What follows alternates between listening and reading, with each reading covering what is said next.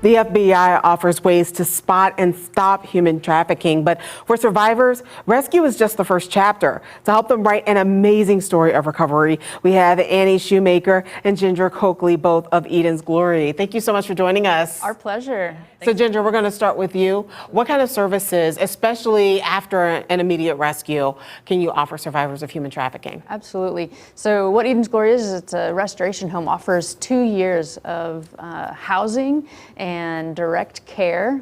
We've got wraparound care that assesses every piece of their journey. So emotional, mental, physical, spiritual. We just say, come and heal, come and rest. That first year is just come and rest and heal. And the second year is looking into life skills and schooling and job skills for that stepping back into society after they've taken some time on themselves. Annie, how important is it to have these, some people might call them safety net programs, especially for someone who has been dragged into such what society considers a shameful, but they're victims of this shameful incident and crime, and also they're facing legal issues at the same time. Yeah, it's isolating, and in so many spaces they're not comfortable, they're not known, they're not believed, or they're shamed, like you said.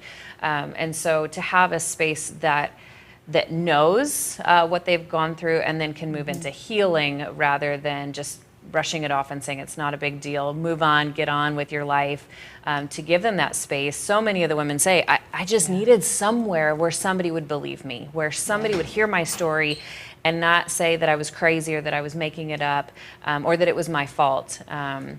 So oftentimes it's the first time that they realize maybe I was a victim of something, that it's not something I did, that it was my fault. It's where they're believed, where they're heard and they're known, and it's safe to be known in that space. Ginger, Annie just mentioned that sometimes the survivors themselves, they hold certain myths about human trafficking. What are some of the myths that you think the greater public holds about human trafficking? Absolutely. I think that one of the main ones is that these ladies are not snatched and taken, but they are groomed. So they're made to believe that they are loved by the one who's recruiting them. And so then that's where it comes into where they really feel like it is their fault or they chose it. But what has happened is they've been manipulated and coerced. Okay, Annie, and she brought up a very good point. Ginger brought up a very good point. The FBI says that some victims are actually groomed by family members and trafficked by family members as well.